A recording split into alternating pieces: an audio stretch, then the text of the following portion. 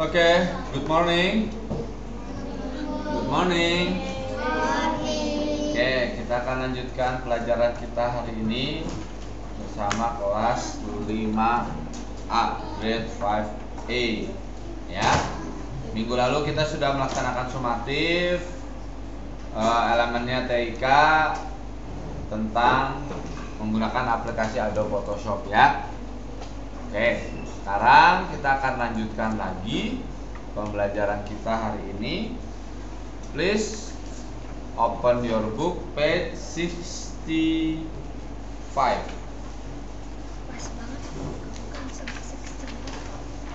Buka bukunya halaman 65. Kita akan masuk ke elemen tentang analisis data. Nah, di era yang modern sekarang, yang maju penggunaan medianya, penggunaan digitalnya, salah satu elemen yang wajib kamu ketahui adalah tentang analisis data, ya, dimana peserta didik mampu menginterpretasikan dan menuliskan, merepresentasi data numerik dari sebuah konsep. Lalu juga kalian bisa menggunakan fungsi logika. Gitu ya. Selanjutnya di analisis data ini kita akan belajar tentang apa itu data, apa itu informasi, pengetahuan dan analisis, menggunakan fungsi logikal dan fungsi teks, dan menggunakan semuanya ini kita akan menggunakan aplikasi Microsoft Excel. Ya. Nah, sebelum kita ke aktivitas, kita baca dulu bersama-sama bukunya halaman 67 tentang apa itu pengertian data dan informasi. Sebelumnya saya mau absen dulu deh. Kelas 5A udah di absen belum? Belum. Aiko, Ara, Artemis, Sakit, Ben, Bobby, Chelsea, Christian, Friel, Joseph, Jovanka, Sio, Kiana, Leonardi, Patricia, Sophie, Gendis, Yesa, Milan, Faustina. Oke. Biar Mr. Agung tidak terlalu teriak-teriak dan yang lainnya mendengarkan, Aiko, silahkan dibaca paragraf pertama yang keras.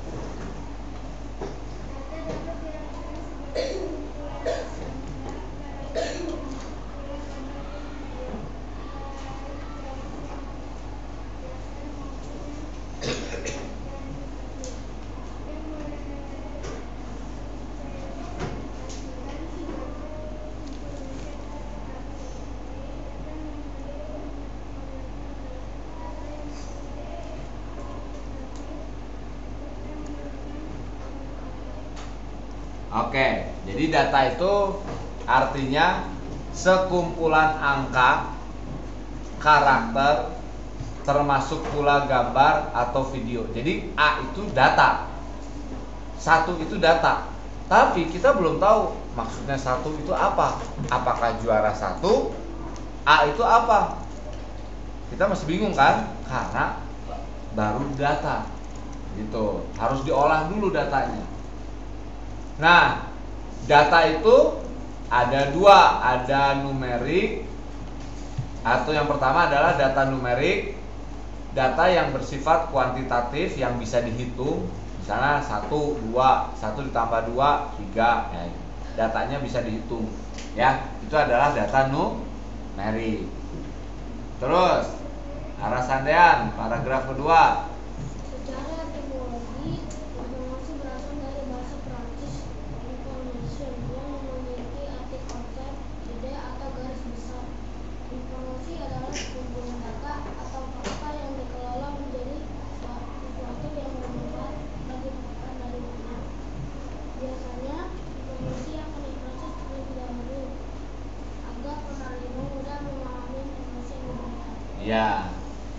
Seperti tadi saya contohkan, A itu data. Tapi kalau misalnya ada dilengkapi lagi datanya, ada A, ada G, ada U, ada N, ada G, dibaca Agung. Oh, kamu pasti udah tahu kalau yang sekolahnya di sini.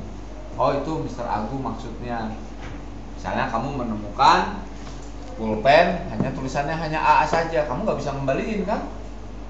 Ini punya siapa, namanya tulisannya kok cuma A aja. Tapi kalau lengkap Agung, kamu pasti akan, teman kamu nggak ada nih di sekolah ini, nggak ada yang namanya Agung kan?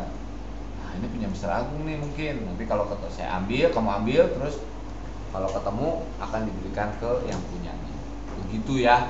Sekumpulan data, datanya dikumpulin, atau fakta yang dikelola menjadi sesuatu yang bermanfaat bagi penerima. Kebakaran, hah?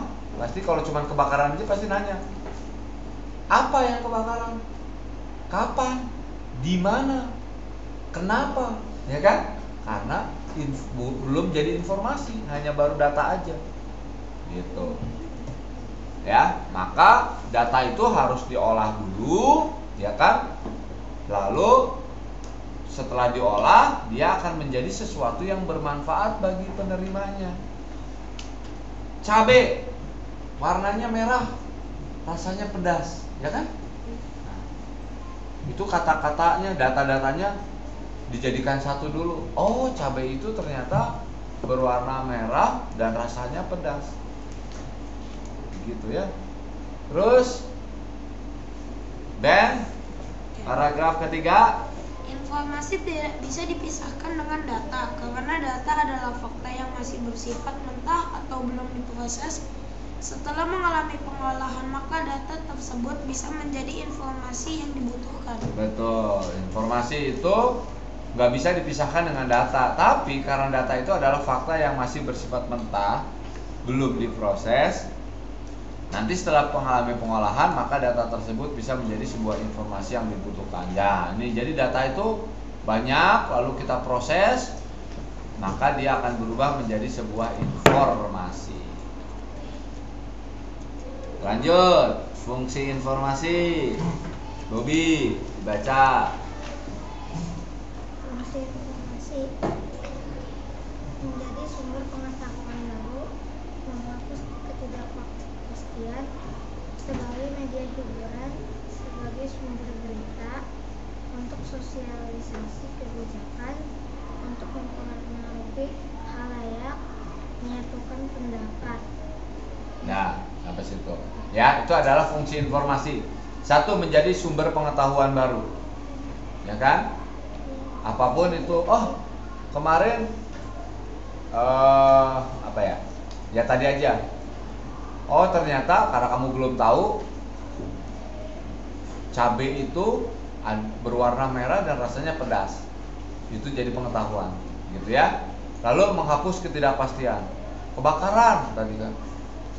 Yang tadinya cuma kebakaran aja belum pasti kan.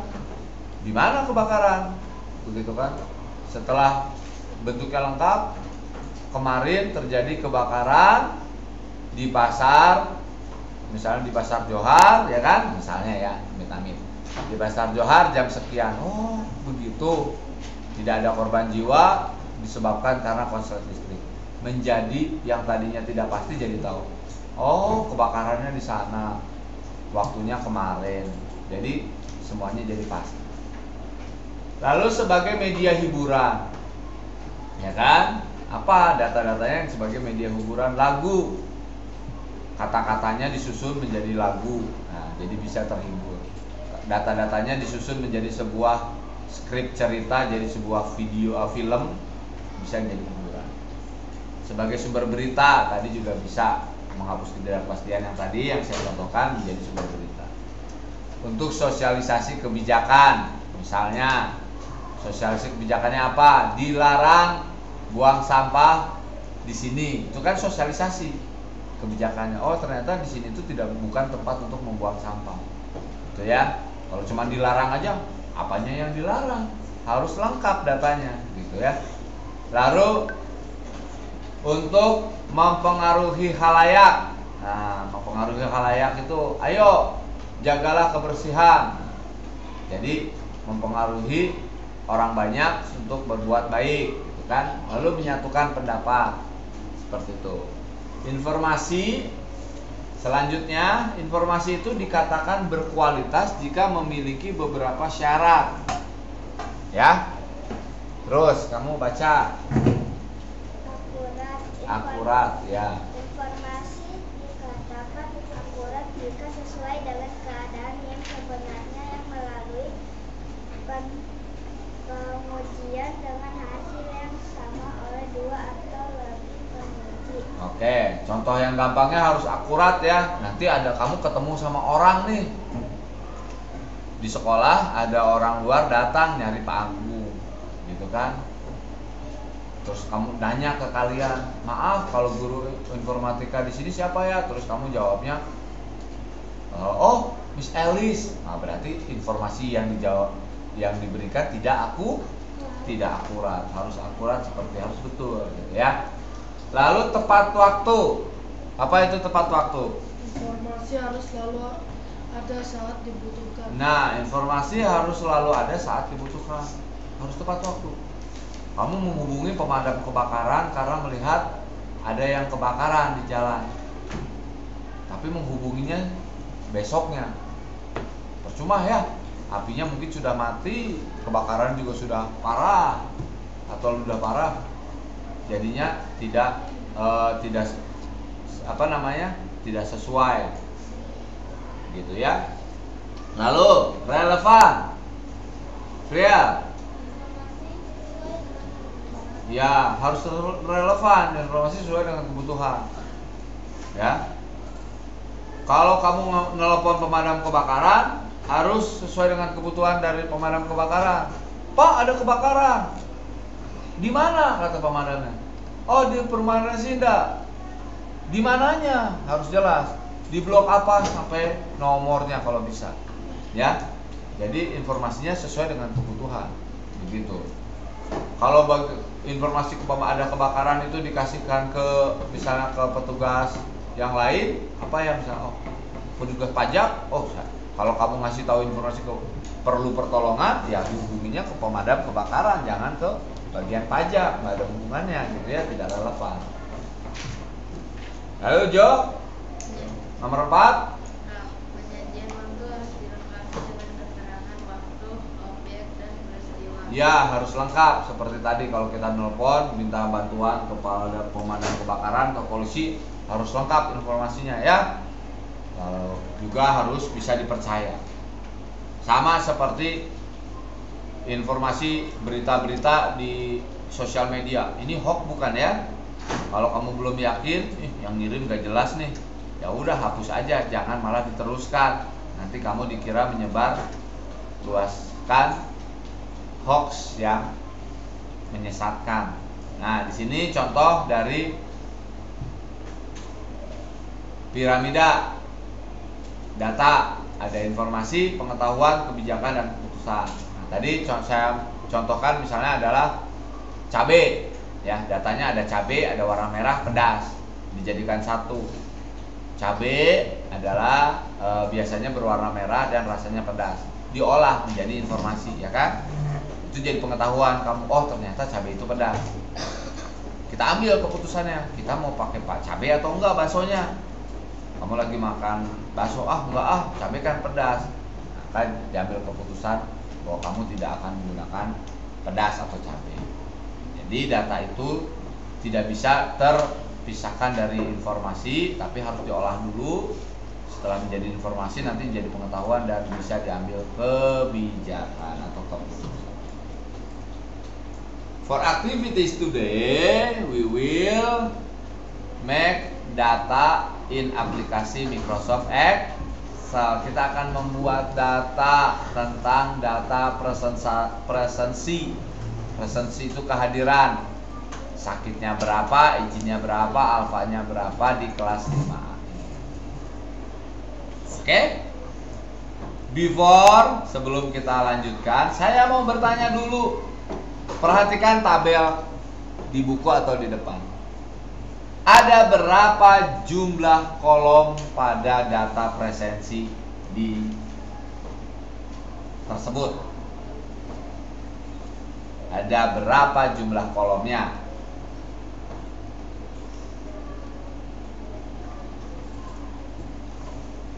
Ada berapa? Ada yang udah mulai ketemu? Silakan jawab. Kalau ada berapa jawabannya angka ya. Ada berapa? Hah? Ayo bersuara. Salah juga nggak apa-apa, jadi Pak Agung tahu. 15. Ada berapa lagi? 12. 8. 18.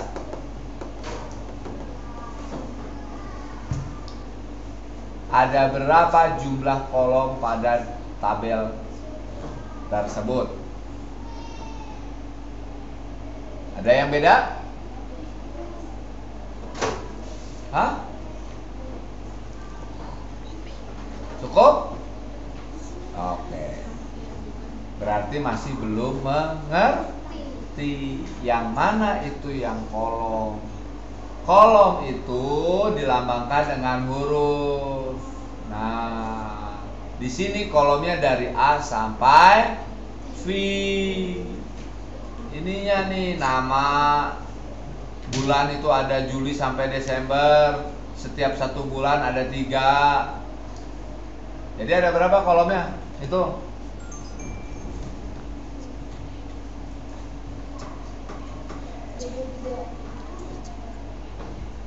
Ada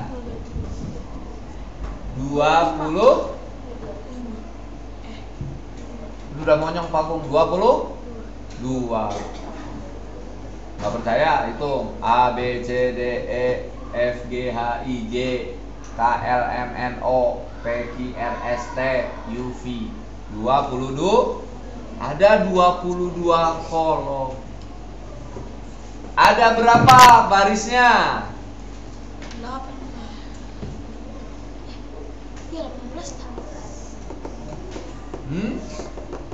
Tabelnya ada berapa barisnya?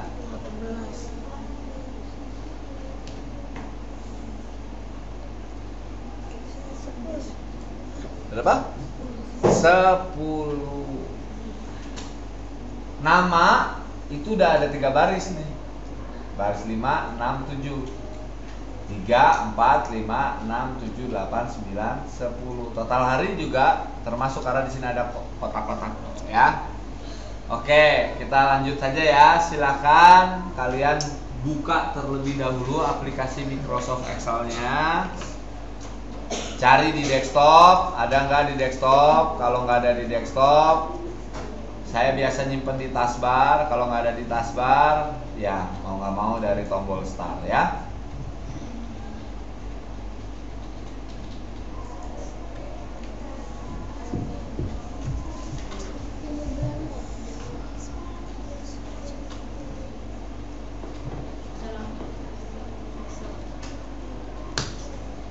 Sudah? Terbuka Microsoft Excel-nya? Nah, sebelum kita bekerja, kita akan atur dulu ukuran kertasnya. Tapi tadi ada banyak komputer yang nggak bisa diklik, nggak masalah. Kalian bisa lihat ke depan. Yang pertama, kalau kita melihat tabelnya ini kolomnya banyak ke samping, maka kertasnya adalah kita atur jadi landscape. Ya. Kita akan atur kertasnya landscape. Landscape itu ada di menu page layout. Di sini di orientation. Nah, ada banyak komputer yang nggak bisa diklik. Di sini yang nggak masalah. Bisa nggak? Siapa yang nggak bisa? Bisa? Semua bisa? Loh, kok aneh? Oke, kalau bisa ya sudah. Orientationnya kita klik lalu kita pilih landscape. Tadi banyak nggak bisa loh. Hah? Siapa yang nggak bisa angkat tangan? Ditanya diam aja. Ya udah kalau nggak bisa nggak apa-apa. Landscape portrait.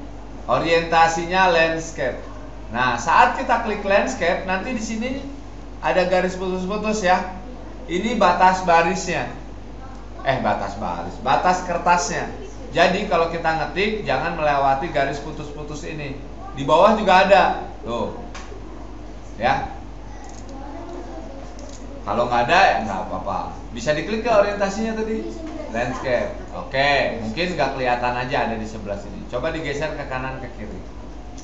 Lalu kita atur lagi size-nya. Bisa diklik ke size-nya. Ya, yang bisa ya. Yang bisa kita boleh ganti jadi letter.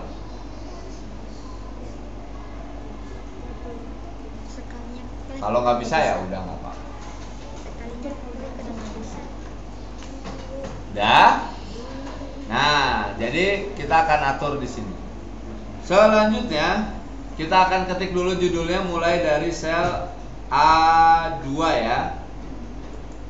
Sel A2-nya diklik, lalu kita ketik di situ. Dia perhatikan huruf besar, huruf kecil. Kita udah tahu nih dia pakai cetak tebal. Saya langsung pakai cetak tebal aja. Data presensi siswa kelas 5A. Kalau di depan tidak jelas, terlalu kecil, kamu bisa lihat aja diketik di halaman 69. Yang kedua di sini semester ganjil, tahunnya kita ganti jadi tahun 2024 ya.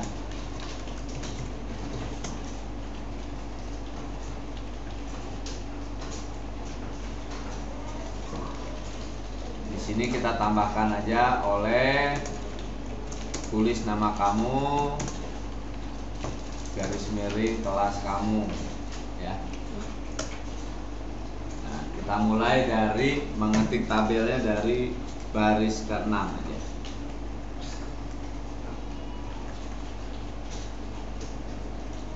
Di sini kita ketikkan nama, lalu bulan itu di B6, di B7-nya ada bulan Juli, lalu di B8-nya ada S, C8I, D8A.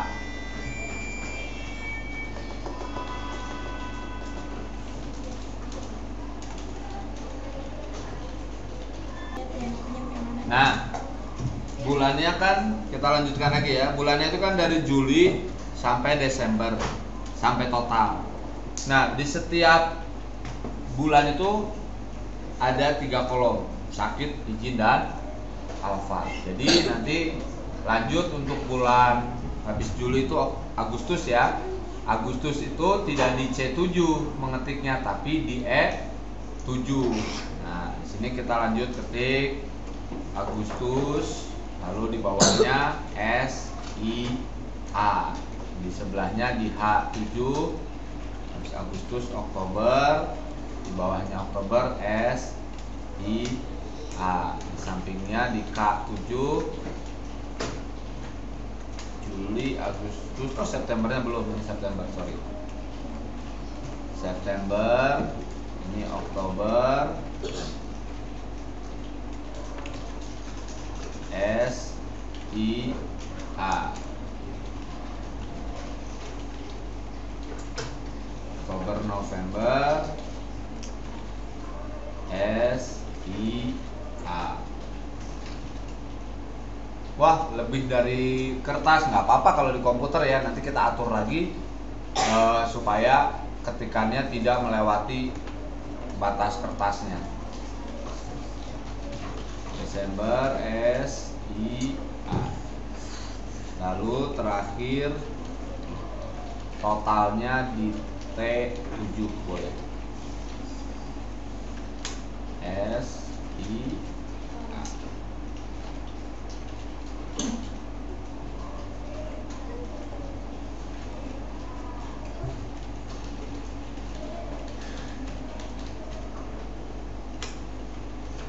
Silakan ketik dulu sampai di sini. Saya kasih waktu 2 menit ya, cukup. Baik, kita lanjutkan lagi ya. Nah, sekarang kita akan mengatur kolomnya kan. Kalau cuman sakit izin dan cuman 2 digit, ini tidak selebar ini ya. Kita akan atur dulu. Coba kita letakkan sel aktifnya atau kita blok sel aktif kolomnya dari B8 sampai ke V8. Kita blok dulu dari B8 sampai V8. Lalu supaya tulisannya ada di tengah-tengah setiap sel bagaimana ya? Center. Kita klik apa? Center. Iya, kita klik saja alignmentnya center. Sudah sampai sini? Lalu kita bisa mengatur lebar kolomnya dengan ditarik-tarik kan? Tapi kalau satu-satu kan lama sekali ya. Ada cara yang mudah. Caranya kita masuk ke menu home. Di menu home itu ada grup dari sel, ada insert, delete, dan format. Kita pilih aja yang formatnya. Lalu kita pilih column width, karena yang mau diatur kolomnya bukan tinggi barisnya. Defaultnya, standarnya itu di Excel lebar kolom adalah 8,4 kita akan kurangi setengahnya aja jadi 4. Dihapus, lalu kamu ketik 4. Kalau sudah kita pilih OK. Nah, sekarang cukup ya. Tidak keluar dari kertasnya. Sampai sini sudah? Oke, sekarang kita lanjutkan dari judulnya dulu. Kita atur judulnya ada di tengah-tengah tabel, di blok dari A2 sampai V2. A2 sampai V2. Supaya judulnya ada di tengah-tengah tabel bagaimana? Klik apa? Menggabungkan beberapa sel, merge and center. Kita klik merge and center. Tidak perlu lagi pakai center ya, karena cuma satu baris. Lakukan hal yang sama untuk baris ketiga dan baris keempat. Iya kan, di bold kan. Ya tinggal di bold aja, jangan dihapus lagi.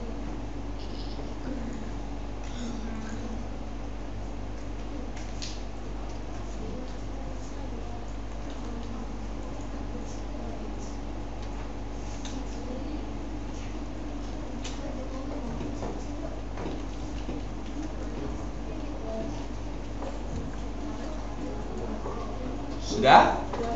Oke, sekarang untuk nama. Nama kita gabungkan dari A6 dan sampai A8. Jadi kita blok dulu dari sel A6 sampai A8. Lalu sama seperti yang tadi judul, kita pilih merge and center. Supaya tulisannya ada di tengah-tengah. Di tengah-tengah secara vertikal kita klik apa? Middle line. Karena kalau merge and center udah otomatis dia di tengah-tengah secara horizontal ya. Secara vertikalnya belum. Sekarang yang bulan. Nah, dari B6 kita blok sampai S6. D6 sampai S6. Kita blok, lalu kita gabungkan dengan klik merge and center.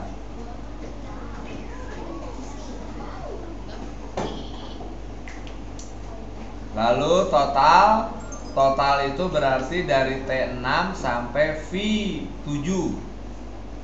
T6 sampai V7. Kita klik merge and center. Nah, supaya ada di tengah-tengah secara vertikal, kita klik middle align. Tinggal apa yang belum? Nama bulannya. Nama bulannya itu 3 kotak ya. 3 sel. Contoh Juli. B7, B sampai D7. Di blok merge and center. Lalu Agustus dari E7 sampai G7. Merge and center. September dari H7 sampai J7. Merge and center. Oktober dari K7 sampai M7. merge and center. November dari N7 sampai P7 ya. Desember dari Q7 sampai S7, merge and center.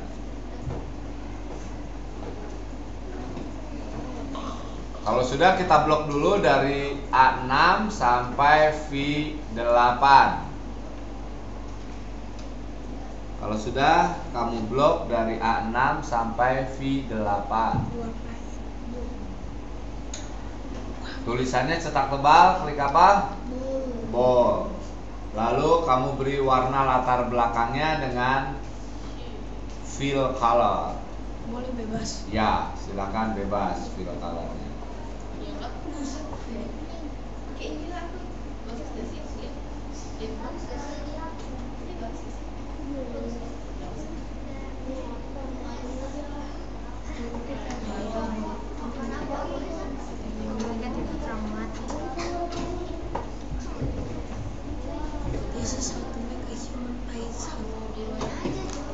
Sampai sini sudah?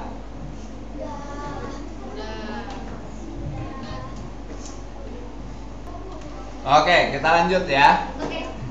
Nah, perhatikan di sini. Ingat, saya selalu berpesan saat mengerjakan Excel, mengetik datanya satu baris selesaikan. Satu baris selesaikan. Nah, biar cepat, ketika kita pakai Excel, kita jangan bergantung pakai mouse. Ya. Nah, contoh, saya kasih contoh dulu, lihat dulu ke depan. Kita mau ngetik punya Adian nomor 1. Untuk berpindah sel aktifnya ke kanan, kamu bisa pakai tombol tab di keyboard. Jadi, tangan kiri kamu ada di tombol tab. Nah, jadi tangan kanan kamu ada di tombol angka di sebelah kanan keyboard. Ya. Nah, saya mau jelaskan dulu. Sebentar, perhatikan keyboardnya. Di keyboard, kalau kita mau pakai tombol angka yang ada di sebelah kanan, ini kan gampang ya daripada pakai yang atas. Kalau yang atas itu 1-2-nya jauh gitu ya, 1 sampai 9. Kalau di sini bisa pakai satu jari begini aja bisa tahu, asal kamu sudah hafal. Ya. Nah, lampu numlock-nya harus nyala. Lampu yang pertama di keyboard, numlock-nya harus nyala. Caranya bagaimana sih matiin atau nyala numlock? Kamu pencet aja tombol numlock-nya di sini. Jadi dia bisa mati atau nyala sesuai dengan kebutuhan. Sampai sini jelas? Ya, jadi kita ketik angkanya pakai numlock di situ ya. Tangan kirinya di tombol tab biar cepat. Matanya lihat di keyboard, tangan kanannya di tombol angka. Jadi kita ketik seperti ini. Kita pakai Mac aja ya. Nah, total ya, jangan dulu diisi. Coba sampai kasih lagi Desember.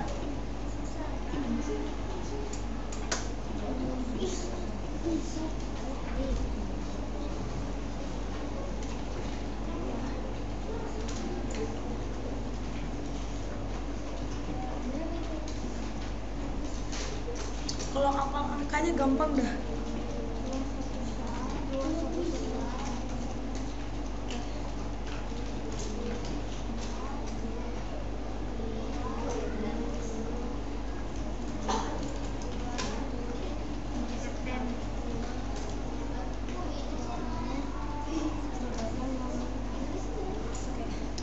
Nol ya, bukan O, beda.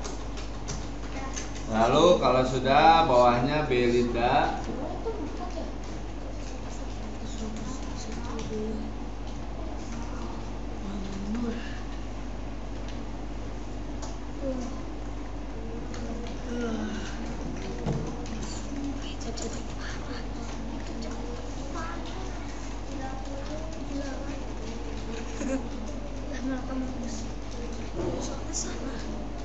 Nih ya. Yesus mau. Fokus banget sih. Dia benar.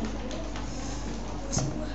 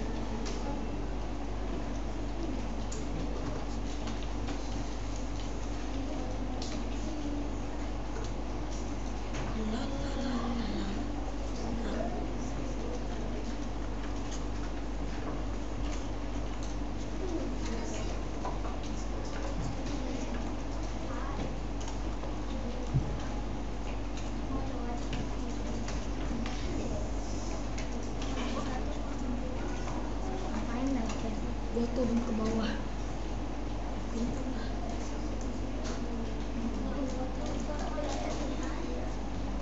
Ya ke bawah daripada nyampe, gak pusing kalau nyampe.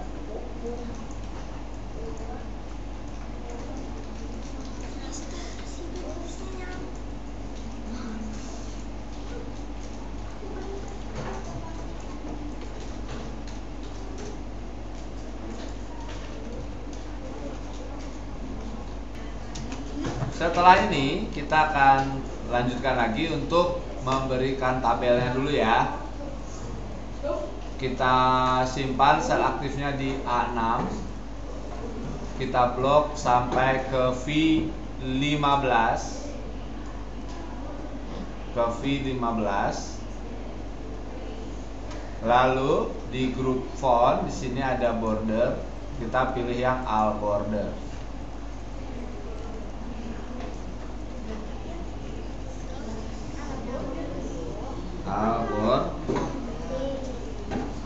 Lalu kita simpan di sini ya. Kita blok sekarang dari B9 sampai V15.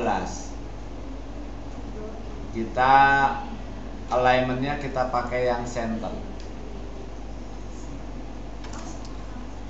Alignmentnya kita pakai yang center. Oke, kita akan mencari jumlah total dari Adian. Berapa kali dia sakit, berapa kali dia izin, berapa kali dia alfa di semester ganjil tahun 2024. Kita jumlahkan ya. Ada dua cara, ditambah-tambah atau seperti apa. Kita coba aja ya. Caranya tinggal ditambah-tambahin aja deh. Sama dengan sum kurung buka. Nah, karena tempatnya itu tidak tidak berdekatan, ada yang harus lompat-lompat, kita sambil tekan tombol kontrol tangan kirinya, ya. Nah, kita mau klik yang keterangannya sakit saja, punya Adian, mulai dari Desember sakit. Desember di kontrolnya dipencet terus ya.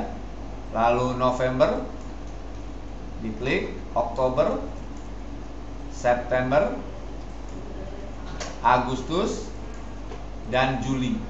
Nah, kalau sudah sampai Juli baru dilepas kontrolnya, kamu kurung tutup.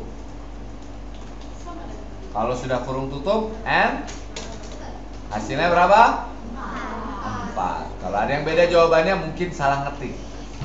Ada yang salah ketik mungkin. Udah. Biar cepat, nanti aja deh. Sekarang yang I. Sama sih caranya, sama dengan sum kurung buka, kita klik yang izin-izinnya saja sambil tekan tombol kontrol. Izin Desember, izin November, izin Oktober, izin September, izin Agustus, izin Juli. Kurung tutup, enter. Hasilnya 6.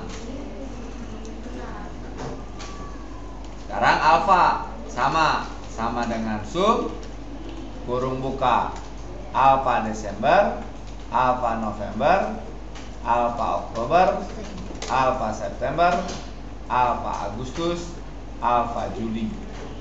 Kurung tutup, lalu enter. 4 sakit, 6 izin, 1 alfa punyanya Adian. Sudah belum? 1 dulu punya Adian dulu. Karena supaya cepat, sekarang sisanya mau kita copy. Ya, sisanya kita copy. Caranya gimana? Yang mau di copy di blok dulu, yaitu T9 sampai V9. Kalau di Excel yang di copy itu rumusnya ya, bukan 461-nya, tapi rumus. Nah, setelah di blok lalu kita klik icon copy-nya di menu home, di grup clipboard. Lalu kita blok nih semua yang mau muncul dari T10 sampai V15. Dari T10 sampai V15. Lalu kita pilih paste. Cepet kan? Ya, tapi kamu dihafalkan rumusnya nanti. Oke, sekarang kita lanjut dulu. Sudah ya?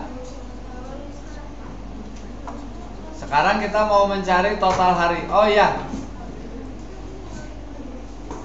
simpan dulu di sel A15.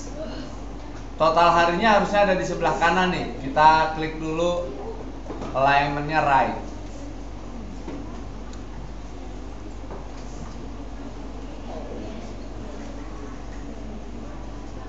Sekarang kita mencari jumlahnya nih. Sakit bulan Juli berapa orang? Berapa banyak? Juli izinnya berapa banyak? Alfa bulan Juli berapa banyak? Kalau ini lebih mudah rumusnya karena dia berurutan, sama dengan sum kurung buka lalu di blok sakitnya dari Ardian sampai sakitnya Giovanni, B9 sampai B14, kurung tutup and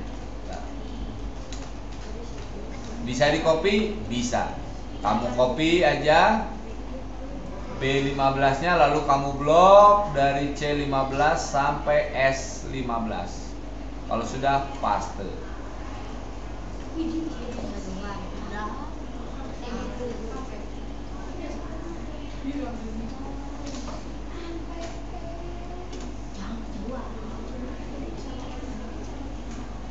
Sampai S ya, jangan sampai T. Nanti kalau T kan dia ikut rumus yang atas total.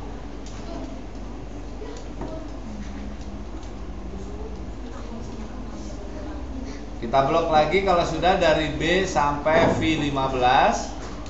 Biar beda kita kasih bold, lalu kita kasih fill color yang berbeda juga.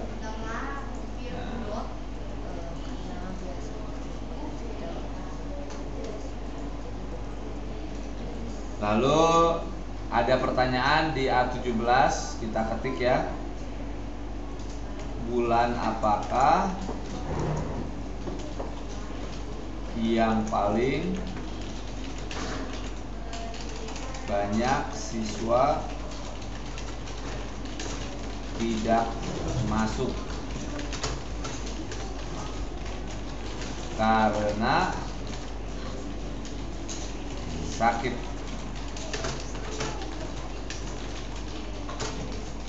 Bulan apakah karena izin?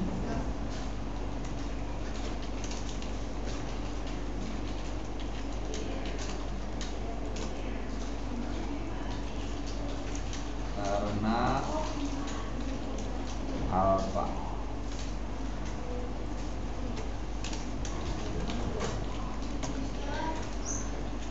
Apa?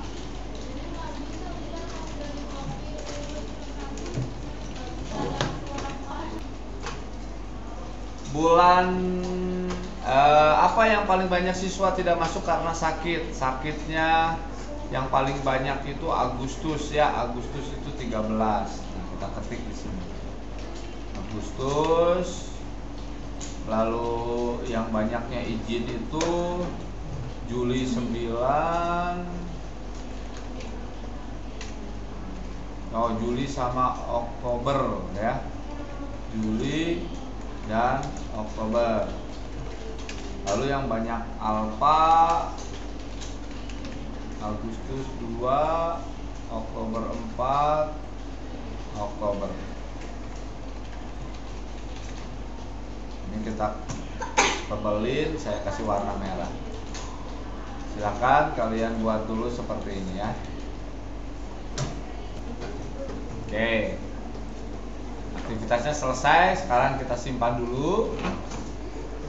Klik menu file, lalu pilih save as. Lalu kita pilih browse. simpan di dokumen, foldernya SDISR, open, folder 2425, open, lalu folder kelas berapa? 5C, open, semester 2, open. Nama filenya adalah presensi spasi nama kamu, spasi kelas 5C ya, spasi nomor absen. Udah, kamu sampai sini aja ya. Pak Agung akan ada tambahannya biar nggak lupa. Kamu cuma sampai nomor absen aja. Cuma yang lain kita nggak usah. Kalau sudah, silahkan diklik save-nya ya. Kita lanjutkan di pembelajaran selanjutnya.